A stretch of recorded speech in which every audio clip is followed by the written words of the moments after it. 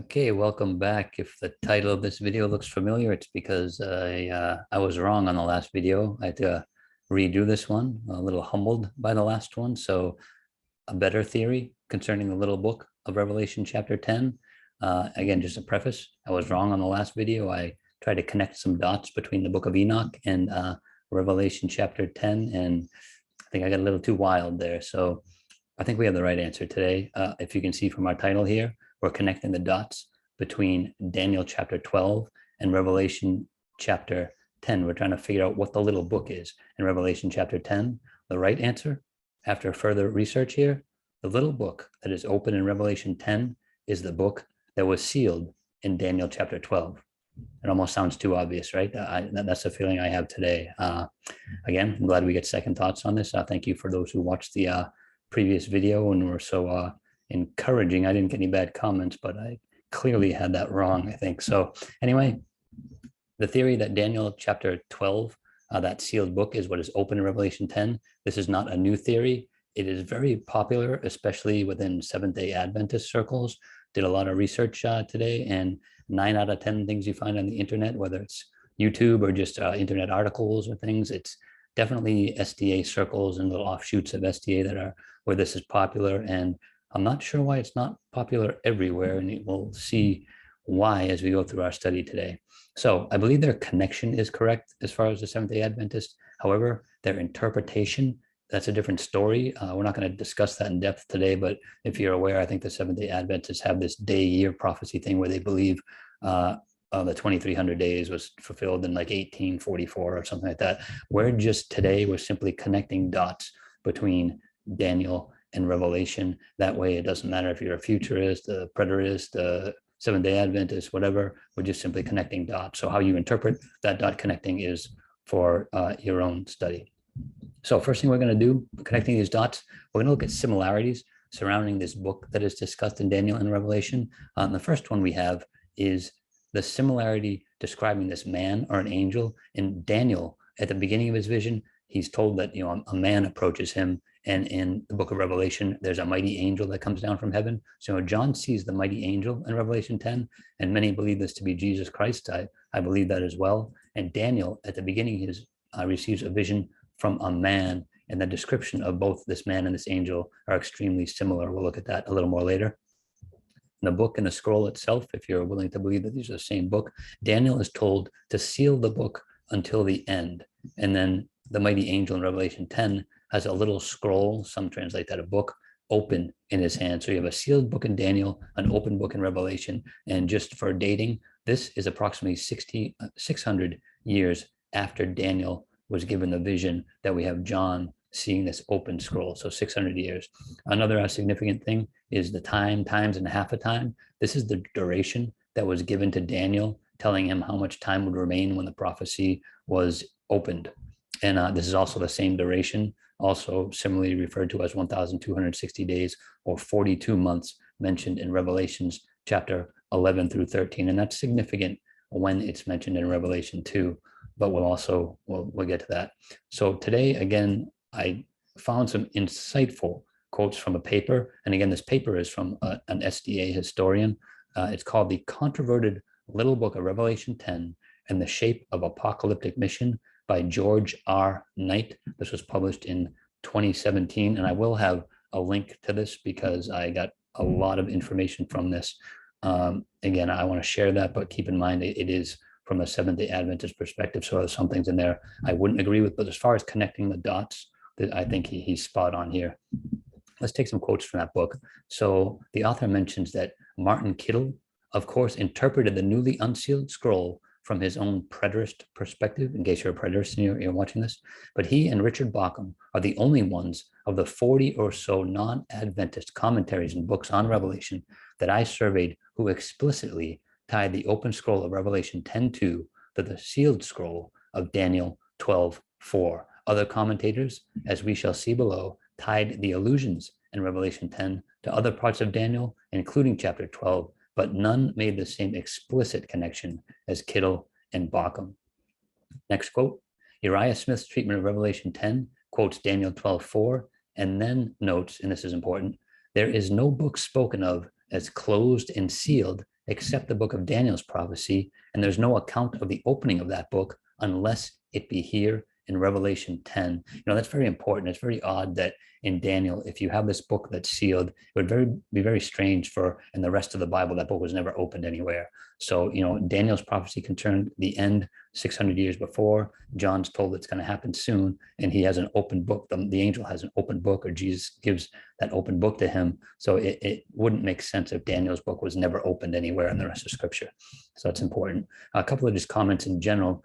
He says it's not difficult to discover the massive impact that Daniel has made on the book of Revelation. Similar quote, Daniel is the most formative influence on the thought and structure of Revelation. So when we're trying to solve some of these puzzles in Revelation, it's probably a good idea to first go to Daniel and not to something like First Enoch. I'm guilty of that. I know. Thank you. Thank you for being forgiving. Next quote. The first two sections of Revelation 10 have obvious relationships to Daniel, including the 12th chapter, but is the third section dealing with the angel swearing an oath regarding the end of time that highlights the connection. In fact, it is difficult to find students on the topic who don't mention the connection. So if you haven't seen that, we're going to take a look at that too, because you have an angel both in Daniel and in Revelation that's swearing an oath to him who lives forever and ever. That's very just too strange of a coincidence to us. Definitely the Holy Spirit is trying to make us connect those dots here. Here's a good quote that I'm kind of guilty of here. It says, "The remarkable thing is that so many Revelation scholars can treat the many parallels between Revelation 10 and Daniel 12, especially verses 5 to 7, without even questioning whether the sealed until the end book of Daniel 12:4 might have any implications for the open book of Revelation 10. That's me. And what he's saying there is there are so many events surrounding this book that you could clearly look at and say, oh yeah, that's in Daniel. That's the mighty angel, or that 1,260 days. These are all Daniel and Revelation, sure. But this book, that's something else. I'm not sure what that book is. Well, it's pretty obvious in hindsight, at least to me at this point, that it's the same book. It was really the only way to explain all these similarities before and after it. Next quote, in fact, after Revelation 10, we find a virtual explosion of materials coming from Daniel. That's a colorful way to put it. In the Apocalypse of John, take the 1,260 days, for example. Immediately after the little book of Revelation 10 is opened, the 1,260 days become a central feature in chapters 11 through 13, and he bullets some points. Chapter 11, you have 42 months. The next verse, you have 1,260 days. The next chapter in 12, you have 1,260 days. Again, you have time, times, and half a time. Chapter 13, as I mentioned, of 42 months. This is all the same duration. And again, they just start to get reeled off right after that book is opened. He follows up that data with saying, it is significant that not once in Revelation is that time period mentioned until the little book is opened. And at that point, it is repeatedly mentioned. A few commentators point out that the time period is the same as that found in Daniel 12:7, but most make nothing of the idea of it being sealed and unsealed, meaning that it's the same book. I agree. Okay. Next one, again, he says, truly, when the little book of Revelation 10 is opened, there, again, he says it, an explosion of Daniel in John's Apocalypse, indicating that the sealed prophecies of the little book in Daniel had indeed been opened, but we are not yet finished with the ideas related to the unsealing of the 1,260 days. For the sake of brevity, I will list some of them. He goes on to list some of them. And for the sake of brevity, I'm not going to list those two, but I will, again, post his article there. If you want to, if you're a little more curious as to seeing what he had to say. I'm going to quickly, just so we can see this stuff side by side, I'm going to share the screen here. Daniel chapter 10, 9, chapter 10. So he gets his vision here. And what does he see? He lifts up his eyes and looks, and he sees a man clothed in linen with a belt of fine gold of Uphaz around his waist, body like beryl, a face like lightning, eyes of flaming torches. And that, again, is directly related to what we're going to see on the right-hand side here. At the beginning of chapter 10, John sees another mighty angel coming down from heaven, wrapped in a cloud with a rainbow over his head, face like the sun, legs like pillars of fire. And then we'll scroll down in Daniel. We're going to jump all the way to chapter 12 here. It says, at that time, Michael, the great prince who was in charge of people, he shall arise. And if you know, in Revelation chapter 12, I'll bounce there later, you have Michael standing up and there's a war in heaven. But back in chapter 12 for Daniel on the left-hand side, he says, but you, Daniel, shut up the words and seal the book until the time of the end. Well, here in Revelation 10, he has the little scroll open in his hand. This is the mighty angel. Back to Daniel chapter 12. Then Daniel looked, and behold, two others, one on this bank and the other on that bank. And those two others could very well be an allusion to the two witnesses of Revelation chapter 11. And then Daniel back there, he says, how long shall the end of these wonders be? He says, a time, time, and a half a time. And again, in Revelation 11, you have them prophesying, the two witnesses, for 1,260 days. Again, you've got the repeated 42 months. Too many coincidences here. But here's another important one, as mentioned in the article.